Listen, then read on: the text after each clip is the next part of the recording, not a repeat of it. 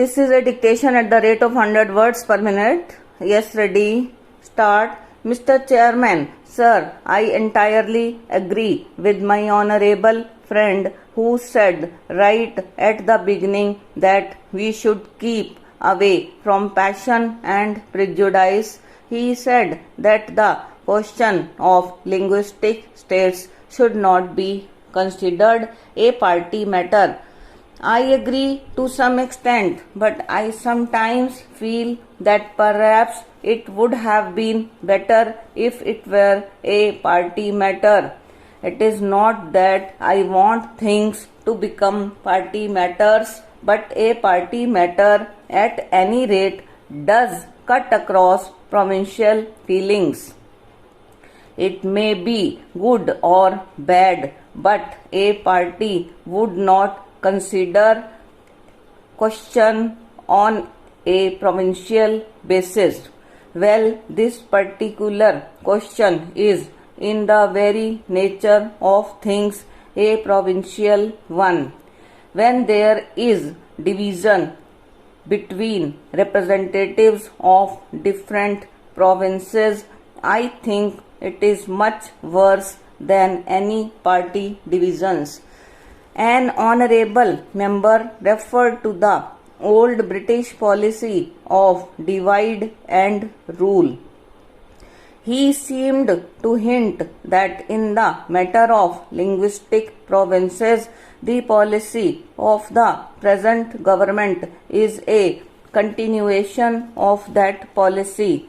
Whatever one's views on this question may be, I must confess that I fail to understand how our policy can be construed as one of divide and rule. Repeated references have been made to the policy the Congress adopted for a number of years. An honorable member said that I used to go around shouting about linguistic provinces from the house tops. I am not aware of having done so at all. In fact, I have never been very enthusiastic about linguistic provinces. My views on our provinces are peculiar. Coming from the biggest of India's provinces, I feel that provinces in this country should be much smaller than they are.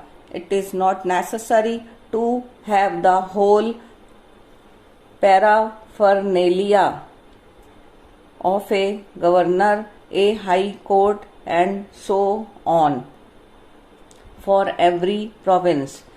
But even when the Constituent Assembly was considering this matter, mine was the lone voice. We were so used to existing conditions that we were satisfied to let things continue as they are.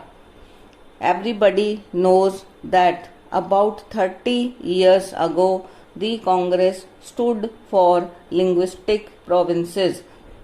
7 years ago, the Congress in its election manifesto of 1945-46 said that it is the Congress that has also stood for the freedom of each group and territorial area within the nation to develop its own life and culture within the larger framework, and it is stated that for this purpose such territorial areas or provinces should be constituted as far as possible on a linguistic and cultural basis. The latest position is embodied in the election manifesto of the last general election drawn up at Bangalore. The Congress expressed itself in favor of linguistic provinces many years ago.